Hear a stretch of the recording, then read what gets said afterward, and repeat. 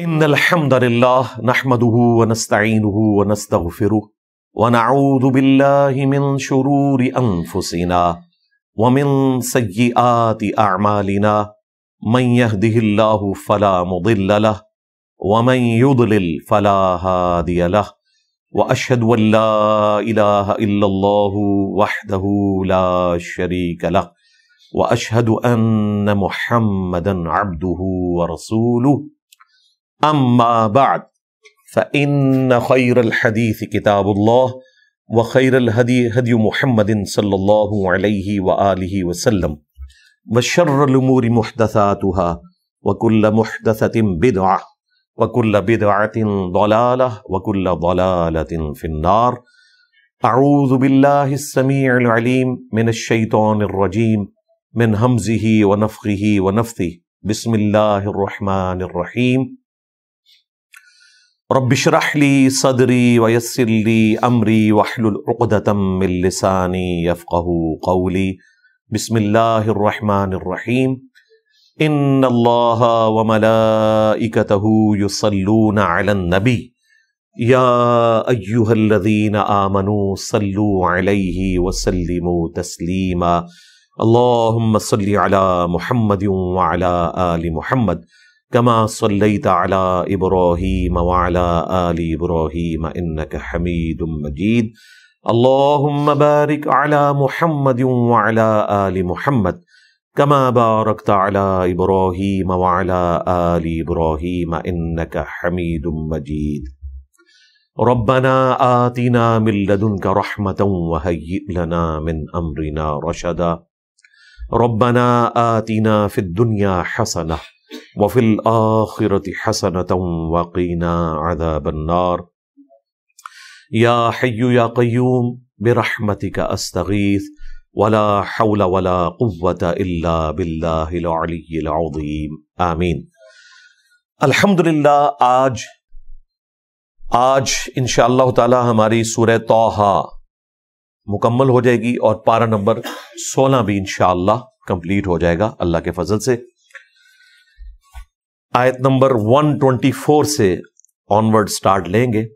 اعوذ باللہ من الشیطان الرجیم بسم اللہ الرحمن الرحیم. ومن اعرض عن ذکری، اور جس نے میری یاد سے روگردانی کی، رخ پھیر لیا، فإن له معیشة ضنکا، تو اللہ تعالیٰ فرماتا ہے کہ ہم اس کے لیے معیشت کا معاملہ تنگ کر دیں گے.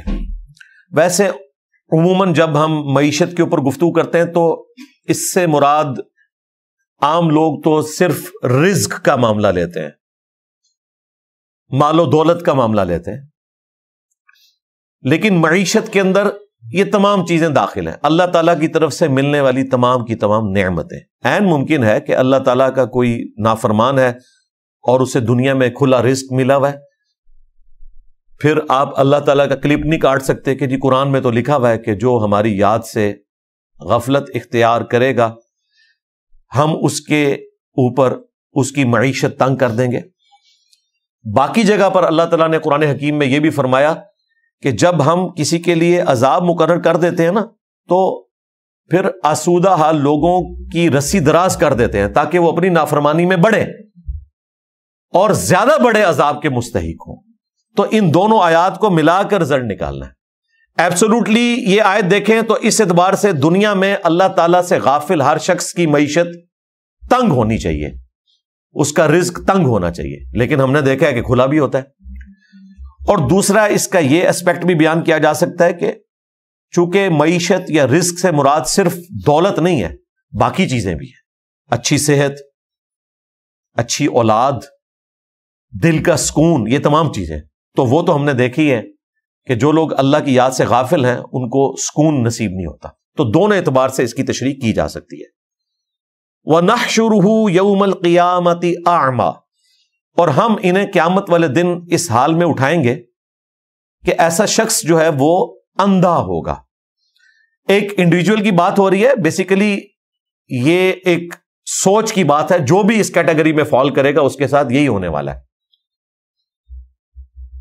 قالا، تو وہ شخص پھر کہے گا، ویسے تو لفظی ترجمہ ہے کہ اس نے کہا، چونکہ قیامت ڈیفینیٹ ہے اس لیے اللہ تعالیٰ قیامت کے دن کو ماضی کے صیغوں سے بیان کرتا ہے، گویا یہ ہو چکا۔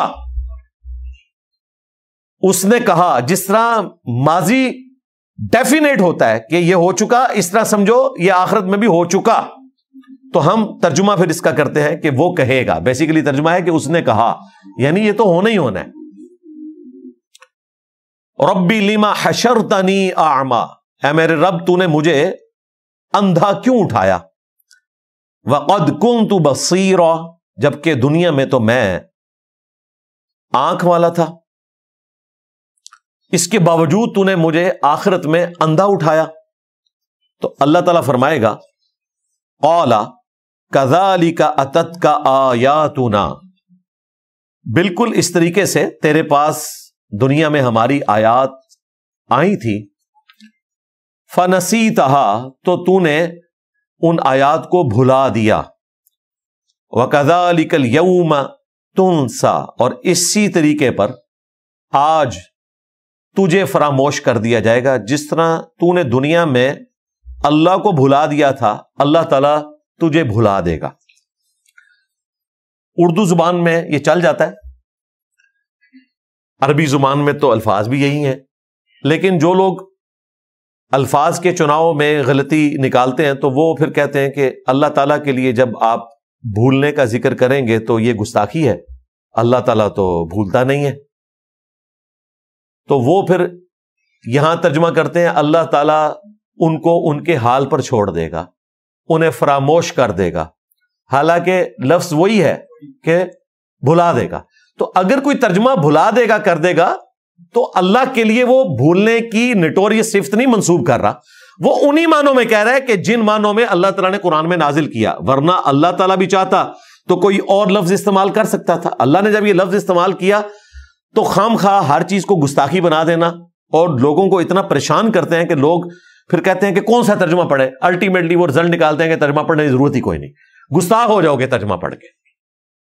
تو عربی لنگوسٹک میں اللہ تعالیٰ نے دیکھیں تو اور آپ کا فرق بھی نہیں رکھا ہوا، یہ پنجابی میں فرق ہے تو کا اور آپ کا، یا اردو میں تو اور آپ کا، عربی میں تو یہ فرق ہی کوئی نہیں ہے۔ تو اللہ تعالیٰ فرما رہے کہ جس طرح تو نے دنیا میں ہمیں بھلا دیا تھا، آج ہم تجھے بھلا دیں گے، یعنی تیرے حال پر چھوڑ دیں گے، تجھے اسی حالت میں رہنے دیں گے۔ اب یہ جو آیت مبارکہ ہے اس میں واضح الفاظ ہیں کہ اللہ تعالیٰ کے جو نافرمان ہیں، فاسقین ہیں، وہ قیامت کے دن اندھے اٹھائے جائیں گے، وَلِعَاذُ بِاللَّهِ تَعَالَى اللَّهُمَّ لَا تَجْعَلْنَا مِنْهُمْ۔ اور اس میں امپلائیڈ ہے کہ جو اہل ایمان ہیں ان کو اللہ تعالیٰ آنکھوں کے ساتھ اٹھائے گا۔ دنیا میں اگر کوئی نابینا بھی ہے تو یہ دنیا میں آزمائش اللہ تعالیٰ نے رکھی ہے، قانون ابتلا کے تحت کسی کو آنکھ سے محروم کیا، کسی کو ٹانگ سے، کسی کو بصارت سے، کسی کو سماعت سے، لیکن آخرت چونکہ پرفیکشن کا نام ہے، اہل ایمان جو دنیا میں اللہ تعالیٰ کے تابع فرمان تھے، آخرت میں اللہ تعالیٰ انہیں پرفیکٹ جسم دے گا ہر لحاظ سے انشاءاللہ تعالیٰ۔ لیکن نافرمانوں کے لیے آیا کہ اللہ تعالیٰ انہیں آخرت میں اندھا اٹھائے گا، اور پھر وہ پوچھیں گے کہ دنیا میں تو ہماری آنکھیں تھی، آج تو نے ہمیں اندھا کیوں اٹھایا؟ تو اس کے جواب میں اللہ تعالیٰ فرمائے گا کہ آنکھیں ہوتے ہوئے تم نے اللہ کی آیات سے روگردانی کی، تو اس کی سزا میں آج تمہیں اندھا رکھا جا رہا ہے۔ تو اسلوب تو یہی بتا رہا ہے کہ اللہ کے نافرمان لوگ قیامت کے دن اندھے ہی اٹھائے جائیں گے۔ لیکن قرآن حکیم میں ہی ایک اور جگہ پر سورہ قاف کے اندر آیا کہ اللہ تعالیٰ مجرمین سے، کفار سے، فاسقین سے فرمائے گا فَكَشَفْنَا عَنْكَ غِطَاءَكَ، آج ہم نے تیری نگاہوں کے آگے سے پردے ہٹا دیے، ہر چیز تیری نگاہوں کے سامنے ہے، اور آج تیری نظر بڑی تیز ہے۔ یہاں پر اللہ تعالیٰ کہہ رہا ہے کہ نافرمانوں کو اندھا اٹھایا جائے گا، اور سورہ قاف میں آیا ہے کہ اللہ تعالیٰ ٹونٹ کرے گا ان کو کہ دنیا میں اندھے بنے ہوئے تھے نا، حق سے روگردانی کی تھی اور آخرت کے دن کے منکر تھے، دیکھو آج ہم نے تمہاری آنکھوں کے آگے سے وہ پردہ ہٹا دیا جو تم دنیا میں ہمارے پیغمبر سے کہتے تھے کہ اگر آخرت کا دن ہے تو یہ مردے ہمارے سامنے آپ زندہ کر کے بتائیں، ہمارے آباء و اجداد کو لے آئیں پھر ہم مانیں گے۔ تو دیکھو آج تمہاری نظر کتنی تیز ہے، تمہارے ماں باپ، دادی دادا، بڑے سارے زندہ ہو کر تمہاری آنکھوں کے سامنے قیامت قائم ہوگی ہے۔ آج تو تیری نظر بڑی تیز ہے، سب کچھ تو نظر آ گیا، لیکن اب ماننے کا فائدہ نہیں ہے۔ بغیر دیکھے مانتا تو آخرت میں انعام تھا۔ ان الذین یخشون ربہم بالغیب، بے شک جو اپنے رب سے غیب میں ڈرتے ہیں ان کے لیے مغفرت اور بڑا اجر ہے۔ اب دیکھ کر تو نے مان لینا ہے، اور یہاں اللہ تعالیٰ فرما رہا ہے کہ وہ اندھا اٹھایا جائے گا۔ اب اللہ تعالیٰ کا کلپ کاٹا جا سکتا ہے کہ پہلے یہ بیان تھا اب یہ بیان ہے، جس طرح یہ میرے ساتھ کرتے ہیں کہ انجینئر صاحب فلاں موقع پہ یہ کہہ رہے تھے، فلاں موقع پر یہ کہہ رہے تھے، حالانکہ دونوں موقعوں پر میں دونوں باتیں درست کر رہا ہوتا ہوں سوائے ان چیزوں کے جس پہ میں نے رجوع ریکارڈ کروایا۔ وہ دونوں سٹیٹمنٹس اپنی اپنی جگہ بالکل درست ہوتی ہیں، فٹ ان بیٹھتی ہیں اس ڈاکٹرن میں۔ یہاں پر بھی اس کی ایک تعویل تو یہ بیان کی جا سکتی ہے کہ اللہ تعالیٰ ان کی حسرت میں اضافے کے لیے وقتی طور پر انہیں آنکھیں دے اور وہ قیامت کا منظر دیکھیں، اور اس کے بعد دوبارہ اللہ تعالیٰ ان کو اندھا کر دے۔ اب یہ تفصیل یہاں بیان نہیں ہوئی، لیکن قرآن پاک کی آیات کو جسٹیفائی کرنے کے لیے ہمیں یہ بات کرنی پڑے گی۔ اللہ تعالیٰ غلط بیانی نہیں کرتا، پھر آخرت کا سارا معاملہ بھی ہماری نظروں کے سامنے نہیں ہے، وہاں پر کیا سچویشن ہوگی وہ پوری تفصیل کے ساتھ تو بیان نہیں کی گئی، ورنہ تو قرآن پاک کئی جلدوں میں ہوتا۔ اجمالاً چیزیں بیان ہوئی ہیں۔ دوسرا، بعض مفسرین نے اس کی تفسیر یہ بیان کی ہے کہ یہاں اندھے ہونے سے مراد آنکھوں کا اندھا ہونا نہیں ہے، بلکہ دلائل سے محروم ہونا ہے، کہ وہ آخرت میں اللہ کے حضور کوئی دلیل نہیں پیش کر سکے گا۔ جس طرح دنیا میں عقل کے اندھے ہوتے ہیں نا، وہ پیغمبر کے مقابلے پر کوئی دلیل نہیں لا سکتے، اس طرح یہ لوگ آخرت میں بھی عقل کے اندھے ہوں گے اور اللہ کے مقابلے پر کوئی دلیل پیش نہیں کر سکیں گے اپنی گمراہی کی۔ اب یہ بھی تعویل لوگوں نے کی ہے، یہ بھی دور کی تعویل ہے۔ بہرحال کیا سچویشن ہے وہ تو آخرت میں جا کے پتہ چلے گا، لیکن اس مقدمے کو سمجھیں کہ قرآن حکیم میں جو بظاہر آیات ٹکراتی ہیں ان کا آپٹیمل سولوشن کسی اعتبار سے تلاش کرنا ہوتا ہے، اسے عربی زبان میں تطبیق کہا جاتا ہے، کہ دونوں چیزیں بیک وقت سیٹسفائی ہو جائیں۔ اور اس کے لیے سب سے نمائندہ مثال جو میں اکثر اپنی ویڈیوز میں پیش کرتا ہوں وہ سورۃ القصص اور سورہ الشورى کی 2 آیتیں ہیں۔ سورۃ القصص میں اللہ تعالیٰ نے فرمایا اِنَّكَ لَا تَهْدِي مَنْ أَحْبَبْتَ وَلَكِنَّ اللَّهَ يَهْدِي مَن يَشَاءُ، بے شک اے محبوب صلی اللہ علیہ وآلہ وسلم جس سے تم محبت کرتے ہو اسے ہدایت نہیں دے سکتے۔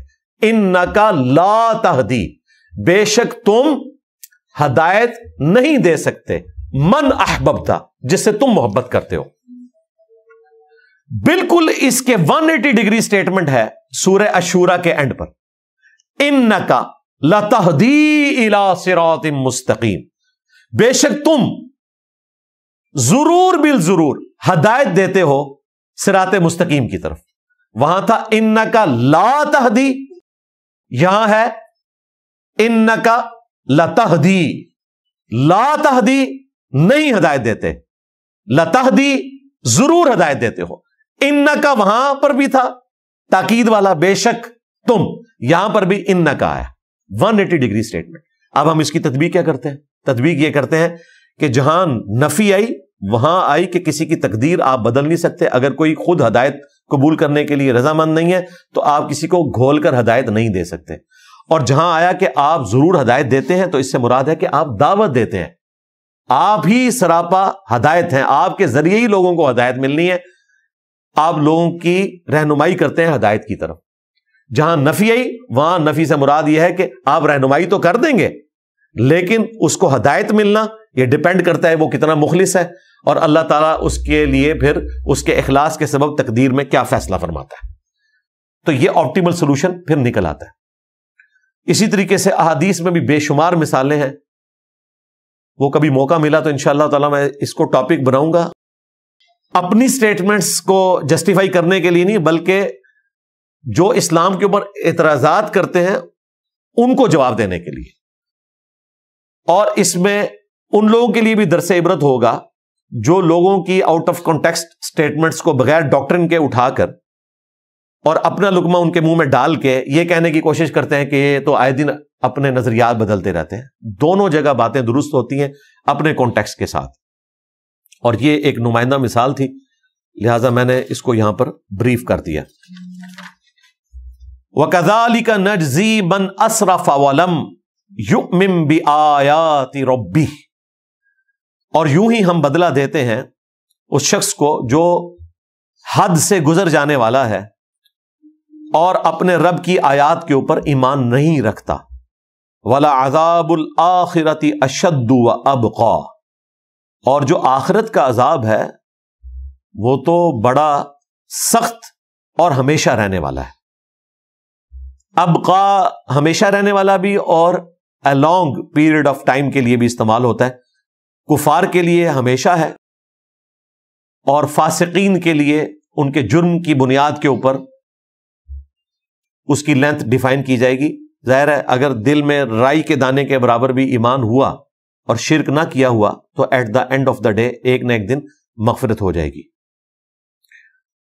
افلم یہدی لہم کم اہلکنا قبلہم, کیا انہوں نے نہیں دیکھا کہ ہم نے ہلاک کر دی ان سے پہلے من القرون کئی ایک قومیں, یمشون فی مساکنہم جن کے گھروں میں یہ پھرتے ہیں.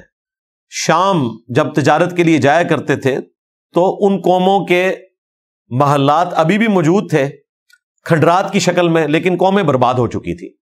ان میں سے گزر کے جاتے ہیں.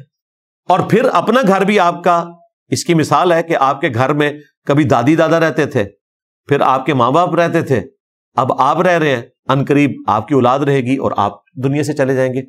تو ہر جگہ عبرت موجود ہے. ان فی ذلک لآیات لأولی النہی, بے شک اس میں ہماری قدرت کی نشانیاں ہیں ان لوگوں کے لیے جو عقل سے کام لیتے ہیں, جو دانشور ہیں, وہ قدرت کی نشانیوں سے اصلاح قبول کرتے ہیں اور اپنی آخرت کی تیاری کرتے ہیں. اب اگلی آیت کے اندر یونیورسل ٹروتھ مینشن ہو رہا ہے جو قرآن حکیم میں کئی جگہ مینشن ہوا. وَلَوْلَا كَلِمَةٌ سَبَقَتْ مِن رَبِّكَ, اور اگر تیرے رب کی طرف سے یہ بات پہلے طے نہ ہو چکی ہوتی جو اللہ تعالیٰ کا قانون قدرت ہے, لَكَانَ لِزَامًا وَأَجَلٌ مُّسَمًّى, اور ان کے لیے وقت مقررہ نہ ہوتا تو کب سے ان پر عذاب آ چکا ہوتا. یعنی اللہ تعالیٰ نے طے کیا ہے کہ دنیا میں اللہ تعالیٰ فوراً کسی کی پکڑ نہیں کرتا سوائے اس کے کہ کوئی تکلیف بھیجے تاکہ لوگ آخرت کی طرف پلٹ آئیں.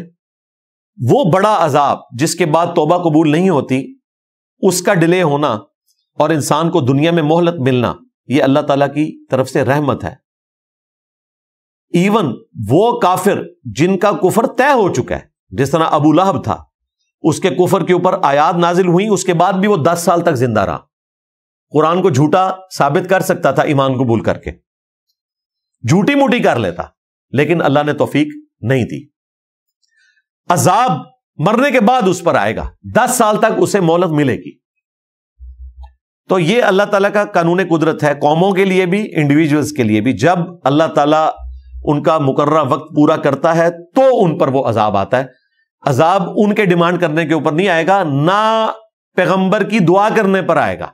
قرآن حکیم میں جگہ جگہ اللہ تعالیٰ نے اس ٹاپک کو بھی ایڈریس کیا ہے کہ نبی علیہ السلام کی خواہش کے اوپر فیصلہ نہیں ہونا, اللہ تعالیٰ نے فیصلہ کرنا ہے کہ عذاب کب آنا ہے. اور اس کا کلائمیکس وہ سورۃ الانعام ہے کہ اے نبی, ہم نے تو معجزہ نہیں دکھانا, تم سے اگر ہو سکتا ہے تو تم زمین میں کوئی سرنگ تلاش کر لو یا آسمان میں کوئی سیڑھی لگا لو اور کوئی ان کو معجزہ لا کر دکھاؤ, تو ایسا کر لو. ہم ان کا منہ مانگا معجزہ ان کو پیش نہیں کریں گے. نبی علیہ السلام کے کیس میں قرآن معجزہ ہے.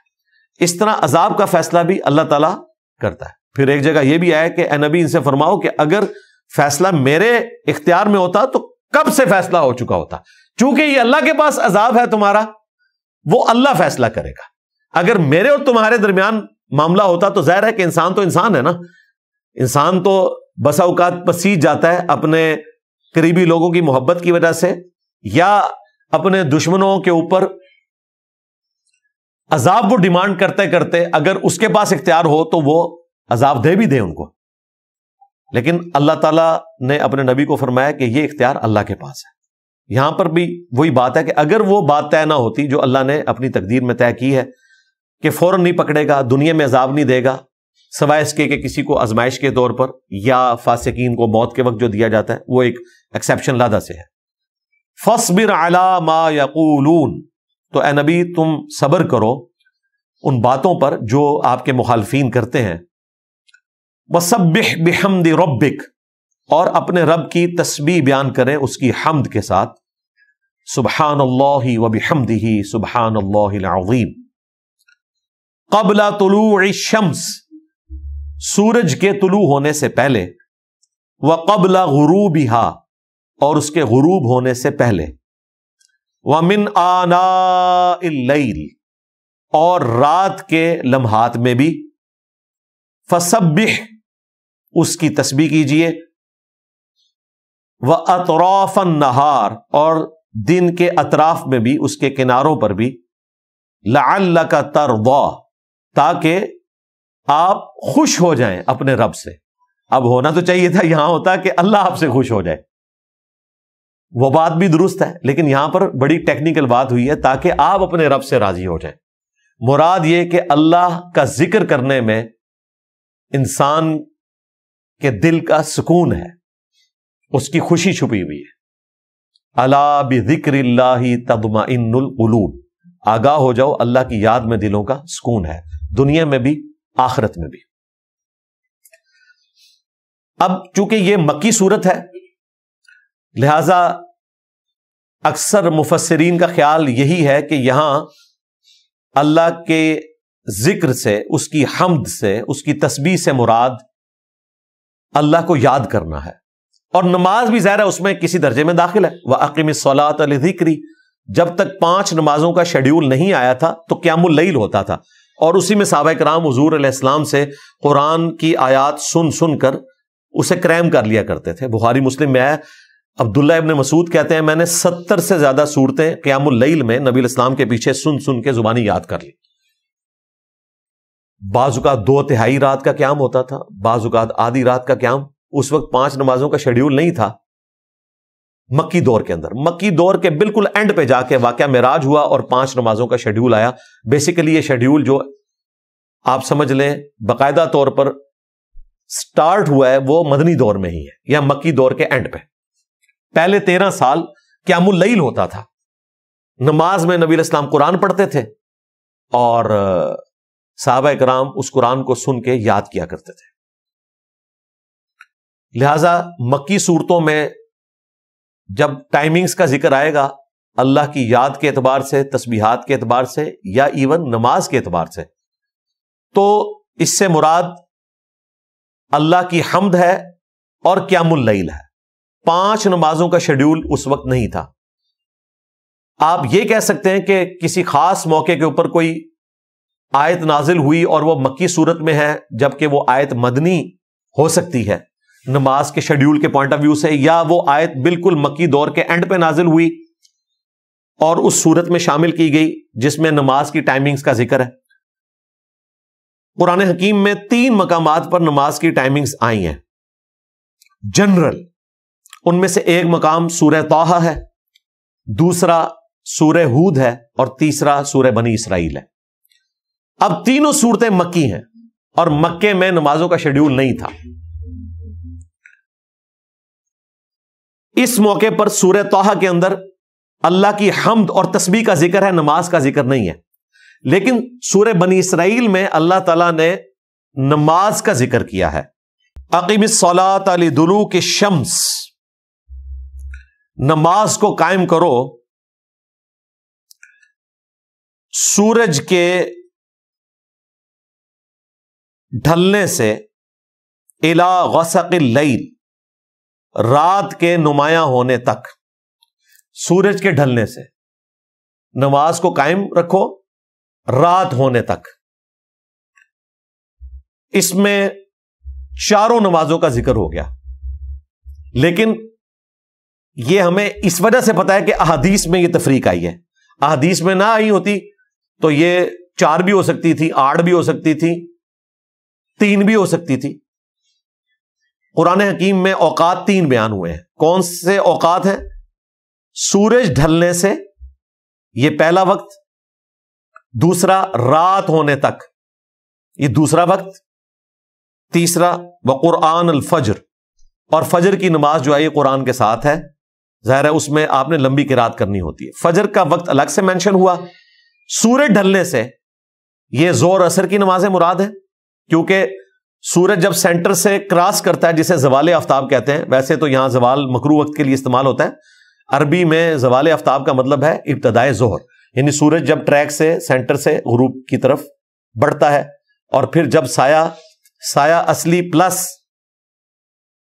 ایک کھڑی ہوئی چیز کا جو سایہ ہے اس کے برابر ہو جاتا ہے, تو عصر کا وقت شروع ہو جاتا ہے اور وہ غروب آفتاب تک رہتا ہے. لیکن آخری جو اوقات ہیں وہ مکروہ ہے. نماز بہرحال ہو جاتی ہے لیکن اتنا ڈیلے کرنا منع ہے. اور غسق اللیل رات ہونے تک. اب رات میں مغرب اور عشاء دونوں نمازیں شامل ہیں, کیونکہ غروب آفتاب کے فوراً بعد رات ہو جاتی ہے. مغرب اور عشاء جو ہے یہ رات کی نمازیں ہیں, اور سورج ڈھلنے کی نمازیں ہیں ظہر اور عصر, اور فجر کو الگ سے مینشن کیا. لیکن میں آپ کو بار بار بتا رہا ہوں, یہ ہمیں احادیث کی وجہ سے پتا ہے. قرآن میں نماز کے 3 اوقات آئے ہیں نماز کے پوائنٹ آف ویو سے. سورہ ہود میں بھی ذکر آیا, اور یہ سورہ بنی اسرائیل کا میں نے ذکر کر دیا. احادیث کے ساتھ جوڑیں گے تو یہ 5 اوقات ہیں. 3 اوقات میں مزید پھر 2 اوقات شامل ہو جاتے ہیں کہ ظہر کو آپ نے الگ پڑھنا ہے, عصر کو آپ نے الگ پڑھنا ہے, اور مغرب اور عشاء کی بھی تمیز آئی ہے. لیکن اگر کوئی مجبوری ہو تو آپ نمازوں کو جمع بھی کر سکتے ہیں. اس پہ میری الگ سے ویڈیوز ریکارڈ ہیں, وہ بھی احادیث میں آیا. لہذا وہ لوگ جو یہ کہتے ہیں کہ جی قرآن میں آیا ان الصلاۃ کانت علی المؤمنین کتابا موقوتا, بے شک نماز مسلمانوں پر وقت باندھا ہوا فرض ہے, اور اس بنیاد پہ وہ یہ دعویٰ کرتے ہیں کہ نمازوں کو جمع کرنا حرام ہے اور یہ قرآن کے خلاف ہے, اور انہیں پتہ ہی نہیں چلتا, وہ انجانے میں رسول اللہ کے اوپر جھوٹ باندھ دیتے ہیں صلی اللہ علیہ وآلہ وسلم. یہ آیت نبی الاسلام کے اوپر نازل ہوئی تھی اور آپ نے خود اجازت مرحمت فرمائی ہے. اور پھر میں اگلی بات کرتا ہوں کہ سورہ بنی اسرائیل کی آیت نمبر 78 میں نماز کے 3 اوقات آئے ہیں, 5 اوقات آئے ہیں احادیث میں. اگر آپ احادیث کے 5 اوقات کو مانیں گے, پھر نمازیں جمع کرنے والی احادیث بھی بخاری مسلم کی آپ کو ماننی پڑیں گی. یہ نہیں ہو سکتا کہ آپ اپنی مرضی کا دین لیں. اور اگر آپ یہ موقع بیان کریں گے جہاں پر اللہ تعالیٰ نے سورج طلوع ہونے سے پہلے سورہ طٰہٰ میں اور غروب ہونے سے پہلے ذکر کیا, اب غروب ہونے سے پہلے کون سی نماز ہے, کتنی نمازیں ہیں, یہ تو نہیں تفصیل آئی ہے. اور ویسے بھی یہاں تسبیحات کا ذکر ہے, نماز کا تو ذکر ہی نہیں ہے. اور یہاں اگر ہم گننا شروع کریں تو ہم 5 سے بھی زیادہ اس کی گنتی پوری کر دیں گے, کیونکہ اطراف النہار کا بھی ذکر آیا ہے, تو وہ آپ کتنی نمازیں بنائیں گے. تو نماز کی جو ٹائمنگز ہیں وہ احادیث میں ہیں, بخاری مسلم میں. ان الصلاۃ کانت علی المؤمنین کتابا موقوتا, جب یہ آیت آئی تھی تو میں نے تفصیلاً اس کے اوپر نماز کی ٹائمنگ کے اوپر ڈسکشن کی تھی. وہ آپ میری ویڈیوز دیکھ سکتے ہیں, قرآن کلاس کی وہ الگ سے ویڈیو پورے ریفرنسز کے ساتھ اپلوڈ ہوئی ہوئی ہے. وَلَا تَمُدَّنَّ عَيْنَيْكَ إِلَىٰ مَا مَتَّعْنَا بِهِ أَزْوَاجًا مِّنْهُمْ. بڑی امپورٹنٹ آیات ہیں. نبی الاسلام کو مخاطب کیا گیا ہے, لیکن آپ کے ذریعے پوری امت کو خطاب ہے. نبی الاسلام کو کہا جا رہا ہے کہ آپ کبھی بھی مشتاق نگاہوں کے ساتھ, یعنی شوق کے ساتھ, کبھی آنکھ اٹھا کر بھی نہ دیکھنا ان لوگوں کی طرف کہ جن کو ہم نے دنیا کی نعمتیں دے رکھی ہیں. اللہ اکبر. زہرۃ الحیات الدنیا, یہ دنیا کی رونق ہے جو ہم نے ان کو دی ہے. نبی الاسلام کو بھی کہا جا رہا ہے کہ آپ نے کبھی نگاہ اٹھا کر بھی ان کی طرف نہیں دیکھنا. آپ کو کبھی گمان بھی نہ آئے کہ ان کو جو اللہ نے دنیا میں آسودہ حال رکھا ہے تو کوئی اللہ کا فضل ہے. بیسیکلی تو ہمیں کہا جا رہا ہے, نبی الاسلام کو تو ظاہر کلیئر تھا, لیکن پھر بھی نبی الاسلام کو جب مخاطب کیا جاتا ہے تو باقی تو شاہی کوئی نہیں نا, کہ آپ نے دنیا کی جو رونق, یہ زہرہ کا ورڈ آیا, یہ زہرا جو ہے یہ آپ دیکھیں اس کے اینڈ پہ گول تا ہے, وقف کریں گے تو زہرہ بنے گا, اس کا مطلب ہے زینت. اور ایک ہے زہرا جس کے اینڈ پر الف آتا ہے, وہ فاطمہ الزہرا کا لقب ہے, اس کا مطلب ہوتا ہے پھول. تو میں نے اپنی بیٹی کا نام زہرا رکھا تھا الف کے ساتھ, سیدہ فاطمہ کی نسبت سے. ویسے یہ بھی رکھ لیں تو یہ بھی معنی تو اس کا درست ہے. اولاد اللہ نے دنیا کی رونق تو رکھی ہے. نبی اسلام نے بھی بخاری میں آیا, فرمایا کہ حسن و حسین دنیا میں میرے دو پھول ہیں. نبی اسلام کی آنکھوں کی ٹھنڈک تھے آپ کے بچے نواسے آپ کے. تو یہ دنیا کی رونق ہے, اس میں کوئی شک نہیں ہے. اللہ تعالیٰ نے نعمتیں عطا فرمائی ہیں, اور ان نعمتوں سے آپ آخرت اورینٹڈ ہو سکتے ہیں اگر آپ گاڈ اورینٹڈ زندگی گزاریں اور ان کو ذریعہ بنائیں.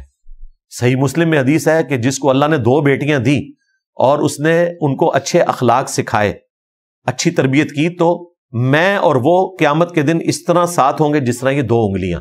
یہ صحیح مسلم کی حدیث ہے. تو بیٹی اس اعتبار سے نعمت ہے, اگر 2 بیٹیاں آپ ان کی اچھی تربیت کریں, اللہ تعالیٰ نے آخرت کمانے کا ذریعہ بنایا ہے. تو یہ دنیا کی رونق بھی ہے, لیکن یہ آزمائش بھی ہو سکتی ہیں. اسی کا ذکر ہے لِنَفْتِنَهُمْ فِيهِ, یہ ہم نے ان کے لیے آزمائش بنائی ہے. جو اللہ کے مجرمین ہیں ان کے لیے دنیا کی زندگی کا مال و متاع اور رونق ان کے لیے فتنہ ہے.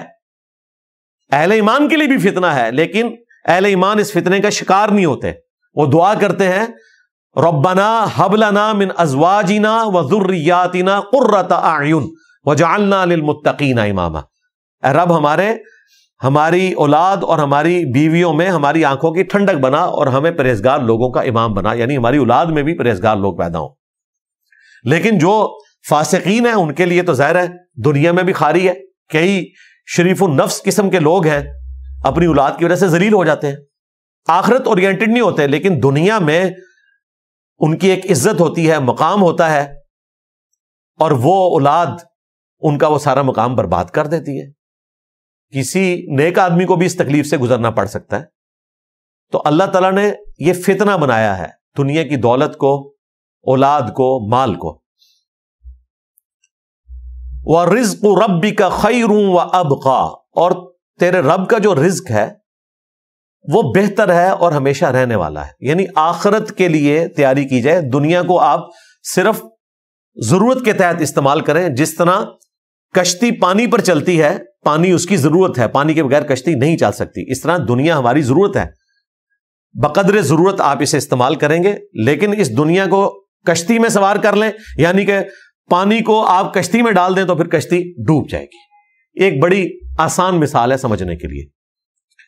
یہاں پر مجھے کراس ریفرنس کے طور پر وہ سورہ زخرف کی آیت یاد آ گئی کہ اللہ تعالیٰ نے فرمایا کہ اگر اس چیز کا خدشہ نہ ہوتا کہ سب لوگ ہی کافر ہو جائیں گے, سارے ہی نافرمان ہو جائیں گے, تو اللہ تعالیٰ اپنے مخالفین کو, اپنے مجرمین کو اتنی دولت دیتا کہ ان کے گھروں کی چھتیں, سیڑھیاں اور گھر سونے اور چاندی کے بنا دیتا. لیکن اس چیز کا خدشہ تھا کہ اللہ تعالیٰ کے نافرمان بندوں کے پاس دنیا کی یہ رونق دیکھ کر سارے کافر نہ ہو جائیں گے. یہ سخت ترین آیات ہیں. مسئلہ 51 رزق حرام کی مذمت میرا ریکارڈڈ ہے. انشاءاللہ تعالیٰ اللہ نے کیا تو ہم سورہ زخرف پارہ نمبر 25 میں جب پہنچیں گے تو پھر میں تفصیلاً اس کے اوپر گفتگو کروں گا. اس سے زیادہ درد والی کوئی آیت قرآن میں نہیں ہے کہ اللہ تعالیٰ کہتا ہے کہ اگر اس چیز کا خدشہ نہ ہوتا کہ سارے نافرمان ہو جائیں گے تو میں کافروں کے گھر سونے چاندی کے بنا دیتا, ان کی سیڑھیاں سونے چاندی کی ہوتی, اس پہ وہ چڑھتے, ان کی چھتیں سونے چاندی کی بن جاتی. لیکن خدشہ تھا کہ سارے لوگ ہی کافر ہو جائیں گے, کیونکہ کفر کو اختیار کر لیں وہ اس وجہ سے کہ ہمیں بھی یہ نعمتیں حاصل ہو جائیں. پھر اللہ تعالیٰ نے فرمایا کہ یہ دنیا کا متاع ہے اور آخرت تیرے رب کے ہاں پرہیزگاروں کے لیے. تو یہاں پر بھی وہی چیز ہے کہ اے نبی آپ نے نگاہ اٹھا کر بھی نہیں دیکھنا جو کچھ ہم نے دنیا میں ان کو دیا ہے, یہ تو دنیا کی رونق ہے اور یہ فتنے کے لیے. وَأْمُرْ أَهْلَكَ بِالصَّلَاةِ, اور آپ حکم دیجئے اپنے گھر والوں کو نماز کا، وَاسْطَبِرْ عَلَيْهَا، اور خود بھی اس کے پابند رہیں۔ اندازہ کریں، نبی علیہ السلام کو یہ حکم دیا جا رہا ہے کہ آپ نے نماز کا پابند رہنا ہے اور اپنے گھر والوں کو اس کا حکم دینا ہے، تو باقی تو شاہی کوئی نہیں۔ اگر رسول اللہ صلی اللہ علیہ وآلہ وسلم کے ساتھ جن کو نسبت ہے انہوں نے بھی اسی طریقے سے شریعت کو فالو کرنا ہے جس طریقے سے باقی مسلمانوں نے، تو ان کی نجات ہے، تو باقی تو بھائی اپنی نجات چھوڑ دیں پھر، جب تک کہ وہ دین کو فالو نہیں کریں گے۔ صحیح مسلم میں حدیث ہے، جس کو اس کے عمل نے پیچھے چھوڑ دیا اس کا نسب اسے قیامت کے دن آگے نہیں لے جا سکتا۔ یعنی اگر کسی کی نسبت پیغمبر کے ساتھ ہے اور اس کے اعمال کافروں والے ہیں تو اس کی نسبت اسے کام نہیں آئے گی۔ اور یہ مسلم شریف کی حدیث فٹ ان بیٹھتی ہے سورہ ہود کی ان آیات میں کہ جب حضرت نوح علیہ السلام کا بیٹا کشتی میں سوار نہیں ہو رہا تھا اور ایک موج آئی اور وہ ہلاک ہو گیا، اور حضرت نوح علیہ السلام نے کہا کہ اے اللہ تو نے مجھ سے وعدہ کیا تھا کہ مجھے اور میرے گھر والوں کو اور اہل ایمان کو بچائے گا، تو میرے بچے کو آج نجات کیوں نہیں ملی؟ تو اللہ تعالیٰ نے فرمایا کہ وہ تیرے اہل میں سے ہے ہی نہیں تھا، کیونکہ اس کے اعمال وہ نہیں تھے۔ یعنی نبی کا اپنا خون، اس کے جسم کا حصہ، اگر وہ نافرمانی کی روش اختیار کرتا ہے تو اسے نبی کی نسبت فائدہ نہیں دے گی، تو باقی تو شاہی کوئی نہیں۔ بخاری اور مسلم میں حدیث ہے، اے میری بیٹی فاطمہ، میرے مال سے جو لینا ہے وہ لے لے، اگر اللہ کے حضور تو پکڑی گئی تو میں تیرے کچھ کام نہیں آؤں گا۔ اے نبی کے چچا عباس، میرے مال سے جو لینا ہے لے لے، اگر اللہ کے حضور پکڑا گیا تو میں تیرے کچھ کام نہیں آؤں گا۔ اے نبی کی پھپھی صفیہ، میرے مال سے جو لینا ہے وہ لے لے، اگر تو اللہ کے حضور پکڑی گئی تو میں تیرے کچھ کام نہیں آؤں گا۔ تو اس سے زیادہ تو نبی اسلام کھول کر بیان نہیں کر سکتے تھے۔ بخاری مسلم میں حدیث ہے، جو لوگ اللہ تعالیٰ کا حق اپنے مال میں نہیں دیتے، یعنی صدقات نہیں دیتے یا مال غنیمت میں خیانت کرتے، ان کے بارے میں نبی اسلام نے فرمایا کہ دیکھنا کہیں ایسا نہ ہو کہ قیامت کے دن کسی کی گردن کے اوپر اونٹ سوار ہو اور وہ کہے اغیثنی یا رسول اللہ، یا رسول اللہ میری مدد فرمائے، تو میں تمہارے کچھ کام نہیں آؤں گا، میں نے تمہیں دنیا میں بتا دیا تھا کہ اونٹوں میں اللہ کا حق رکھنا ہے۔ کہیں ایسا نہ ہو کسی کی گردن پر گائے سوار ہو اور وہ کہے اغیثنی یا رسول اللہ، یا رسول اللہ میری مدد کرے، میں تمہارے کچھ کام نہیں آؤں گا، میں نے دنیا میں تمہیں بتا دیا تھا۔ کسی کی گردن پر بکری سوار ہو اور وہ کہے اغیثنی یا رسول اللہ میری مدد کرے، میں تمہارے کچھ کام نہیں آؤں گا، میں نے دنیا میں بتا دیا تھا۔ حیران کن بات ہے، یہ ہم نے بچپن میں نا میٹرک میں اغیثنی یا رسول اللہ کا بیج لگایا ہوتا تھا۔ یہ بریلویوں کی پہچان ہوتی تھی کہ ہم اغیثنی یا رسول اللہ کہتے ہیں، یا رسول اللہ ہماری مدد فرمائیے۔ یہ لبیک یا رسول اللہ تو آج کل آیا نا، لبیک یا رسول اللہ بھی بخاری مسلم میں رپورٹ ہوا ہے۔ صحابہ کرام نبی علیہ السلام کو محبت سے لبیک یا رسول اللہ کہتے تھے جب رسول اللہ ان کو اپنی طرف متوجہ کرتے تھے۔ اغیثنی یا رسول اللہ بھی آیا ہوا ہے، لیکن اللہ نہ کرے کہ اس قسم کا اغیثنی یا رسول اللہ کسی کے نصیب میں ہو کہ وہ قیامت والے دن اغیثنی یا رسول اللہ کہہ رہا ہو۔ حدیث میں تو اس کے ساتھ یہ چیز جڑی ہوئی ہے، جس طرح آج کل آپ دیکھتے ہیں نا جو گلاسز والی دکانیں ہیں جہاں سے یہ آپ اینک لیتے ہیں، تو انہوں نے اپنی دکان کے باہر یہ آیت لکھ کر لگائی ہوتی ہے، وَكَشَفْنَا عَنْكَ غِطَاءَكَ، آج ہم نے تیری نگاہوں کے آگے سے پردہ ہٹا دیا تو تیری نگاہ بڑی تیز ہے۔ اور یہ پرانی بوڑھیاں، خود میری دادی ماں بھی یہ پڑھ کے نا ہاتھوں پہ پھونک کے آنکھوں کو بھلا کرتی تھی سورہ قاف کی آیت۔ تو میں نے ان سے ایک دن پوچھا، میں نے کہا یہ کیا؟ ان کا اس سے نگاہ تیز ہوتی ہے، اس کا ترجمہ بھی یہی ہے کہ آج ہم نے تیری نگاہوں کے آگے سے پردے ہٹا دیے تو آج تیری نگاہ بڑی تیز ہے۔ توبہ توبہ۔ میں نے اپنی پچھلی کلاس میں بھی اسی کانٹیکسٹ میں کہا تھا کہ اللہ نہ کرے کہ کسی کی نگاہ اس قسم کی تیز ہو قیامت کے دن۔ یہ تو بڑی نٹوریس بات ہو رہی ہے کہ مجرمین کی آنکھوں کے آگے سے پردہ ہٹ جائے گا، وہ قیامت کا منظر دیکھ لیں گے، لیکن اس وقت فائدہ کوئی نہیں ہوگا۔ ہم نے اس کو اینکوں کے اوپر، وہ اینک کے جو ڈبے ہوتے ہیں پلاسٹک کے، ان کے اوپر بھی یہ پرنٹ ہوئی ہوئی ہیں آیات. تو اس کا کانٹیکسٹ کسی کو نہیں پتا، بس اس کو وظیفہ بنا لیا. اس میں جو کہ یہ ذکر آ گیا ہے، وہ تو ذکر تو یوفون بھی آیا ہوا ہے قرآن میں، جو اپنی نظر پوری کرتے ہیں تو اس یوفون کہتے ہیں نا عربی میں. تو یوفون جو ہے وہ ہمارا ایک نیٹ ورک بھی ہے، موبائل نیٹ ورک. تو اس طرح الفاظ کے میچ کرنے سے وہ چیز ثابت نہیں ہوتی. قیامت کے دن اللہ نہ کرے کہ کسی کی نگاہ اس قسم کی تیز ہو کہ اسے یہ کہا جائے کہ آج تیری نگاہ بڑی تیز ہے. دنیا ہی میں اپنی نگاہ تیز کر لیں اور پیغمبر کا دامن کرم تھام لیں تو آخرت کی کامیابیاں ہمارا مقدر ہیں انشاءاللہ. آئیں اس آیت کی طرف واپس کہ نبی علیہ السلام کو کہا جا رہا ہے کہ آپ اپنے گھر والوں کو نماز کا حکم دیں اور خود بھی اس کے اوپر قائم رہیں. اور درد دیکھیں کیا ہے. لا نسألک رزقا، اے نبی ہم آپ سے رزق کا مطالبہ نہیں کرتے. اللہ تعالیٰ فرما رہا ہے کہ ہم آپ سے یہ نہیں کہتے کہ آپ اپنے رب کو کھانا کھلائیں، کیونکہ اللہ تعالیٰ تو کھانے سے پاک ہے. ہم رزق کا آپ سے مطالبہ نہیں کرتے. نحن نرزقک، بے شک ہم آپ کو روزی دیتے ہیں اور دیں گے، ہم آپ سے رزق کا مطالبہ نہیں کرتے. دو طریقے سے اس کا ترجمہ ہو سکتا ہے. ایک تو یہ کہ ہم آپ سے یہ نہیں کہتے کہ آپ ہمیں کچھ کھلائیں، اللہ تو کھانے سے پاک ہے. دوسرا، ہم آپ سے یہ مطالبہ نہیں کرتے کہ آپ رزق کے حصول میں اس لیول پر چلے جائیں کہ اللہ تعالی کا ذکر کمپرومائز ہو. رزق کی گارنٹی ہم نے لی ہوئی ہے، ہم آپ کو رزق دیں گے. لیکن ظاہر ہے کہ وہ اسباب کے ساتھ اللہ تعالیٰ نے جوڑا ہوا ہے. نبی علیہ السلام کا تو ایک اسپیشل کیس تھا، آپ دین کے لیے وقف ہوئے تو مال غنیمت میں اللہ نے حصہ رکھ دیا، 5واں خمس رکھ دیا. اس سے پہلے تو نبی علیہ السلام ظاہر تجارت کرتے تھے، خلفائے راشدین بھی تجارت کرتے تھے. جب انہوں نے ڈیوٹی سنبھالی تو انہوں نے اپنے معاملات کو چھوڑ کر تنخواہ لینا شروع کی. تو اللہ تعالیٰ کہہ رہا ہے کہ آپ کے رزق کا ہم بندوبست کریں گے. آپ نے توجہ دینی ہے اپنی آخرت کے اوپر، اپنے گھر والوں کی آخرت کے اوپر. والعاقبۃ للتقوی، اور آخرت جو ہے وہ پرہیزگاروں کے لیے ہے، انہی کا انجام اچھا ہونے والا ہے. اللہم اجعلنا منہم. اب نماز کے حوالے سے میں پہلے بھی کافی دفعہ بول چکا. اس سورت کے آغاز میں جب وہ آیت آئی تھی وَأَقِمِ الصَّلَاةَ لِذِكْرِي، اور میری یاد کے لیے نماز کو قائم رکھنا، تو اس میں نے تفصیلاً اس سے متعلق جو کراس ریفرنسز تھے قرآن پاک کے اور احادیث وہ بیان کر دی تھی. آج محل نہیں کہ میں اس تفصیل میں جاؤں. وَقَالُوا لَوْلَا يَأْتِينَا بِآيَةٍ، اور یہ کافر کہتے ہیں کہ یہ نبی ہمارے پاس کوئی معجزہ کیوں نہیں لے آتا، وہ والا معجزہ جو وہ چاہتے تھے. من ربی، اپنے رب کی طرف سے.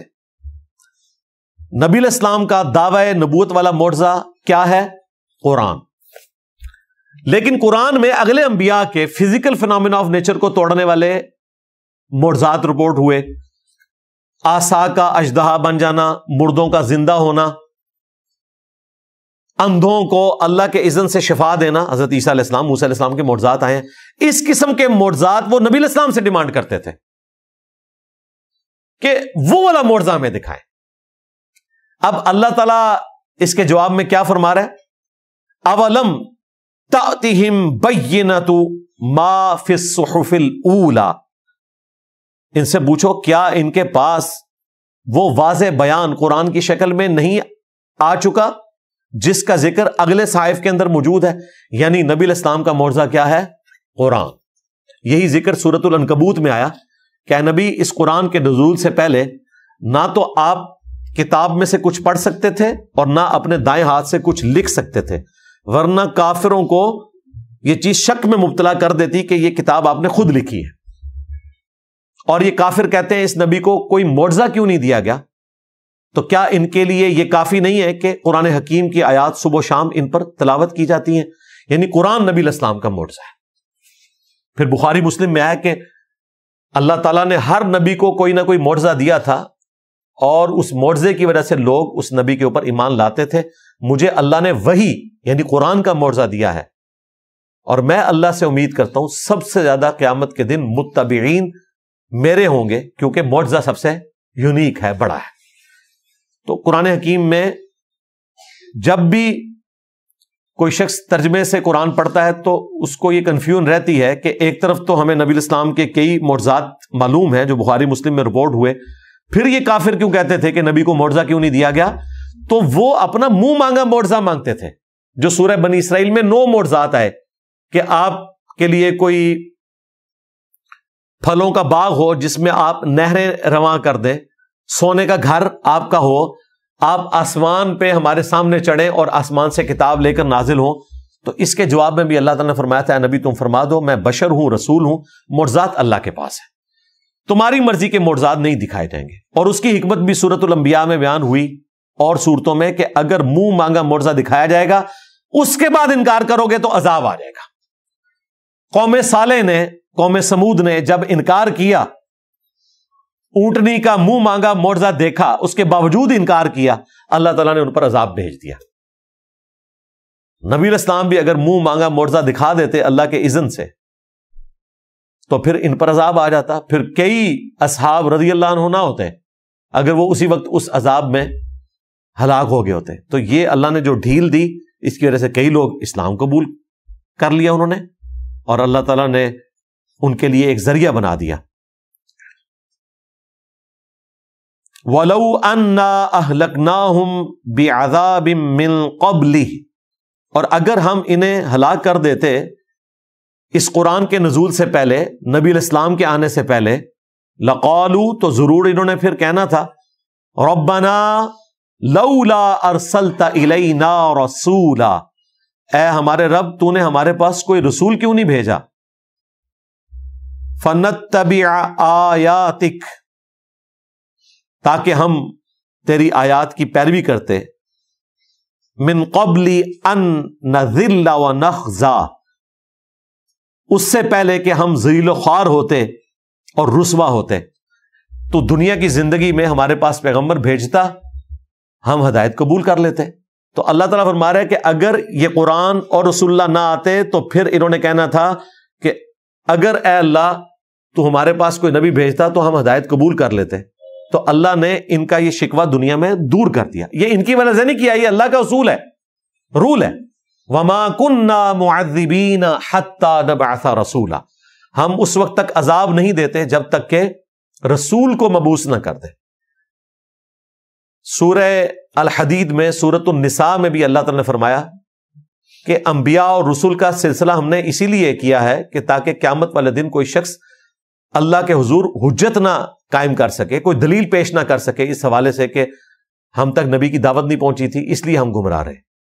ہاں، جن تک واقعتاً نہیں پہنچی اور وہ صرف اتنا مانتے ہیں کہ یہ کائنات کسی نے بنائی ہے تو وہ اہل فطرت میں سے ہیں، انہیں قیامت کے دن عذاب نہیں ہوگا۔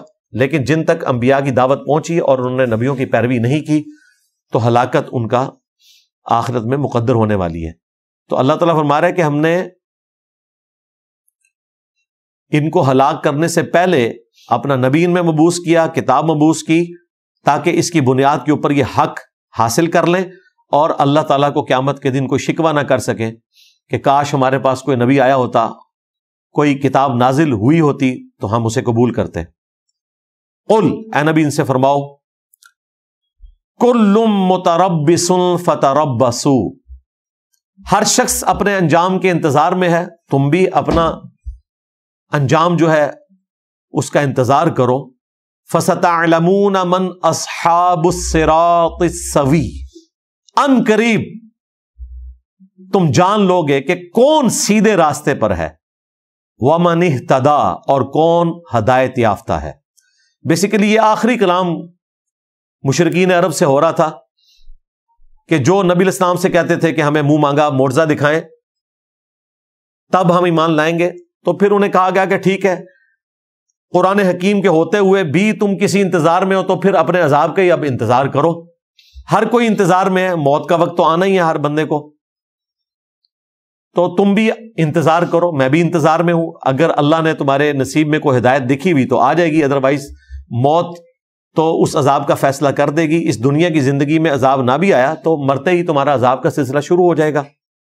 ہر کوئی انتظار میں ہے، ان قریب تم جان لو گے کہ کون سیدھے راستے پر ہے۔ اصحاب الصراط السوی، کون سیدھے راستے پر ہے، ومن اہتدی، اور کون ہدایت پر ہے۔ یعنی مرنے کے بعد تو پتہ چل جائے گا، لیکن اللہ نہ کرے کہ مرنے کے بعد کسی کو پتہ چلے، ہمیں مرنے سے پہلے پتہ چل جائے تو فائدہ ہے۔ آخرت میں اگر کسی کو جا کر پتہ چلا کہ یہ چیز شرک تھی، یہ عقیدہ کفریہ تھا، تو اسے آخرت کا ماننا کوئی فائدہ نہیں دے گا۔ آخرت میں جا کے پتہ نہیں لگے گا، لگ پتہ جائے گا۔ یہ پتہ لگنا دنیا میں ہے، اللہ نہ کرے کہ کسی کے ساتھ ایسا معاملہ ہو۔ اللہم اہدنا فیمن ہدیت، اللہم اہدنا الصراط المستقیم صراط الذین انعمت علیہم غیر المغضوب علیہم ولا الضالین آمین۔ اچھا، یہ جو اینڈ پہ الفاظ آئے نا، صراط السوی، اسی کو بنیاد بنا کے ڈاکٹر طاہر القادری صاحب نے بھی مشکات المصابیح کے مقابلے پر ایک حدیث کی کتاب لکھی ہے منہاج السوی کے نام سے، اور اس میں انہوں نے حدیثیں تو لی ہیں بخاری مسلم سے، رزلٹ اپنی مرضی کے لیے ہیں، اور اس طرح بےہودہ طریقے سے انہوں نے چیزوں کے رزلٹ نکالے ہیں کہ جن کا ان احادیث کے ساتھ محدثین کے ساتھ کوئی لینا دینا ہی نہیں ہے۔ مثلاً وہ جو حدیث آتی ہے نا کہ ایک شخص نے تیزی سے نماز پڑھی اور نبی علیہ السلام کو سلام کیا، نبی علیہ السلام نے فرمایا کہ واپس جاؤ، نماز دوبارہ پڑھو، تم نے نماز نہیں پڑھی۔ پھر دوسری بار، تیسری بار، چوتھی بار نبی علیہ السلام نے اس کو نماز کا طریقہ سکھایا کہ جب نماز کے لیے کھڑے ہو تو تسلی کے ساتھ قبلہ رخ کھڑے ہو کر اللہ اکبر کہو، پھر سورۃ الفاتحہ پڑھو اور سورت ملاؤ، اور اس طرح تسلی سے رکوع کرو، رکوع کے بعد سیدھے کھڑے ہو جاؤ۔ اسی طریقے سے وہ حدیث جو بخاری مسلم میں ہے، حضرت ابو ہریرہ کہتے ہیں میں تم سب سے زیادہ رسول اللہ کی نماز سے واقف ہوں۔ نبی علیہ السلام جب نماز شروع کرتے تو اللہ اکبر کہتے، رکوع میں جاتے تو اللہ اکبر کہتے، رکوع سے سر اٹھاتے تو سمیع اللہ لمن حمدہ کہتے، اور 4 رکعتوں میں 22 دفعہ اللہ اکبر کہتے۔ اب ان احادیث میں رفع الیدین کا تو ذکر ہی نہیں ظاہر ہے، پہلے رفع الیدین کا بھی ذکر نہیں ہے، اس پہ انہوں نے ہیڈنگ باندھی ہوئی ہے رفع الیدین نہ کرنے کا بیان، اور اس میں انہوں نے یہ سوچا بھی نہیں کہ اپنا رفع الیدین بھی فارغ ہو رہا ہے، پہلے والا بھی کوئی نہیں۔ اور بھئی یہ تو نماز کی غلطیاں ہائی لائٹ ہو رہی تھی، اور اس میں تو سبحان ربی العظیم کا بھی ذکر نہیں ہے، التحیات للہ والصلوات والطیبات کا بھی ذکر نہیں، یہ پوسچرز کا ذکر ہو رہا ہے، اور وہ بھی وہ پوسچر جو وہ غلط ادا کر رہا تھا۔ اور پھر اس سے بڑھ کر اس میں تو جلسہ استراحت کا بھی ذکر ہے، وہ تو آپ نہیں کرتے۔ بنو امیہ کے دور میں گورنروں نے تکبیرات اونچی آواز میں کہنا چھوڑ دی تھی، تو حضرت ابو ہریرہ نے ان کی اصلاح کے لیے کہا کہ نبی علیہ السلام کی سنت ہے تکبیرات کو بلند آواز سے کہنا امام کے لیے۔ 22 دفعہ 4 رکعتوں میں، 6 دفعہ پہلی رکعت میں، 6 دفعہ تیسری رکعت میں، 5 دفعہ دوسری اور چوتھی رکعت میں، یہ ٹوٹل 22 دفعہ اللہ اکبر بنتا ہے۔ بلکہ وہ بخاری میں آتا ہے نا کہ ایک شخص ابن عباس کے پاس آتا ہے اور کہتا ہے کہ میں نے آج ایک ایسے شخص کے پیچھے نماز پڑھی ہے جس کا ذہنی توازن درست نہیں تھا، اس نے 4 رکعتوں میں 22 دفعہ اللہ اکبر کہا ہے۔ تو ابن عباس نے کہا تیری ماں تجھے گم پائے، یہ تو ابو القاسم کی سنت ہے صلی اللہ علیہ وآلہ وسلم۔ اب یہ حدیثیں بخاری مسلم میں آپ کو کبھی بھی سمجھ نہیں آئیں گی جب تک آپ کو یہ سمجھ نہ آئے کہ بنو امیہ نے نماز کا حلیہ اپنے دور میں بگاڑ دیا تھا۔ سنت کے مطابق نماز پڑھنے کو لوگ غلط سمجھتے تھے، یہ تو حضرت علی نے آ کر پھر اس سنت کو بحال کیا۔ اسی لیے بخاری مسلم میں آتا ہے جنگ جمل کے بعد جب حضرت علی نے بصرہ میں نماز پڑھائی تو سلام پھیرنے کے بعد وہ تابعی کہتے ہیں عمران بن حسین نے میرے زانوں پر یوں ہاتھ مارا اور کہا کہ آج علی نے ہمیں وہ نماز پڑھائی ہے جو رسول اللہ پڑھایا کرتے تھے۔ نبی علیہ السلام ہر اٹھک بیٹھک کے اوپر اللہ اکبر کہا کرتے تھے اور رکوع سے اٹھتے ہوئے سمیع اللہ لمن حمدہ کہا کرتے تھے۔ اچھا، میں یہ جب حدیثیں پڑھتا تھا میں بڑا حیران ہوتا تھا کہ اس میں کون سی ایسی بات ہے جو باقی لوگ نہیں کرتے، سارے ہی کرتے ہیں، حنفی، شافعی، مالکی، حنبلی۔ لیکن وہ بعد میں پتا چلا کہ یہ بیچ میں تو بنو امیہ آ گئی ہوئی ہے، یہ تو حضرت علی نے سنت دوبارہ سے زندہ کی ہے، بنو امیہ نے یہ تکبیرات ختم کروا دی تھی۔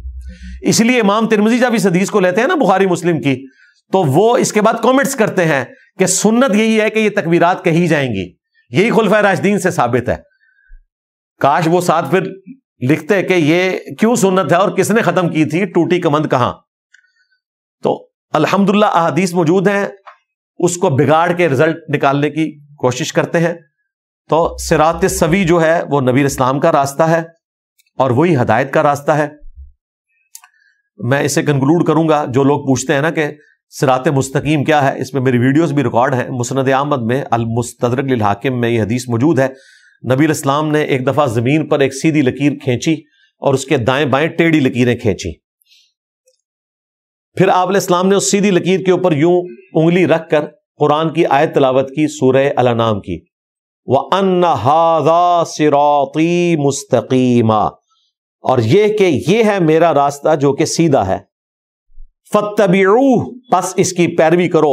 وَلَا تَتَّبِعُوا السُّبُلَ، اور ارد گرد کے راستوں کی پیروی نہ کرنا، یہ تمہیں اللہ کی راہ سے ہٹا دیں گے.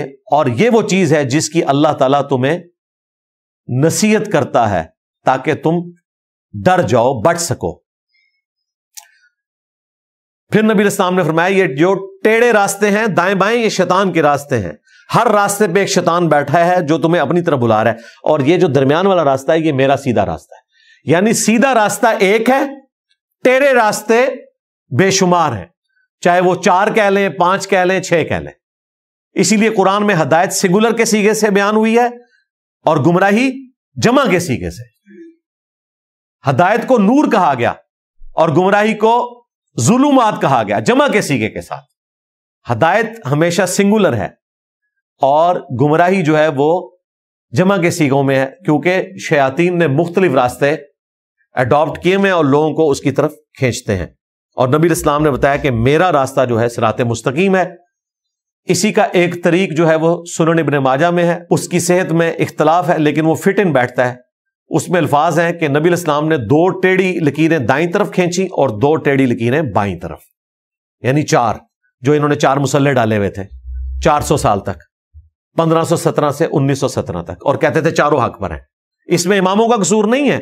آج اگر ہم کرسچینٹی کو غلط سمجھتے ہیں تو جیزس کرائسٹ کو ہم وجیہن فی الدنیا والآخرہ مانتے ہیں. بالکل اس طریقے پر 4 اماموں کے نام کے اوپر جو انہوں نے بدعت جاری کی، حرم مکہ میں لعنت کمائی، اس میں اماموں کا قصور نہیں ہے. ان کی طرف جن لوگوں نے غلط چیزیں منسوب کی ان کا قصور ہے.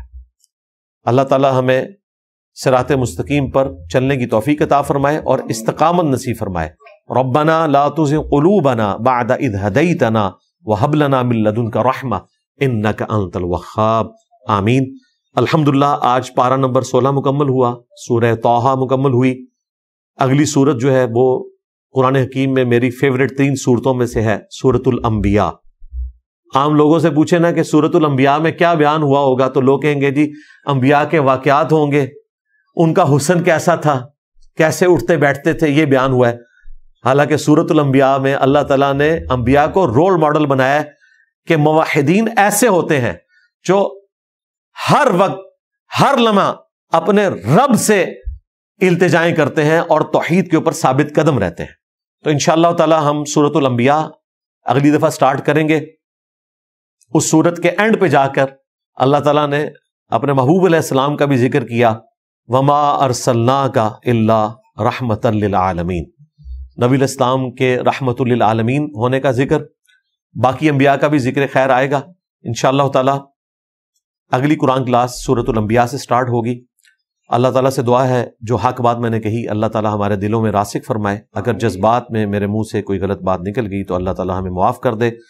سبحانک اللہم وبحمدک اشہد ان لا الہ الا انت استغفرک واتوب الیک وما علینا الا البلاغ المبین.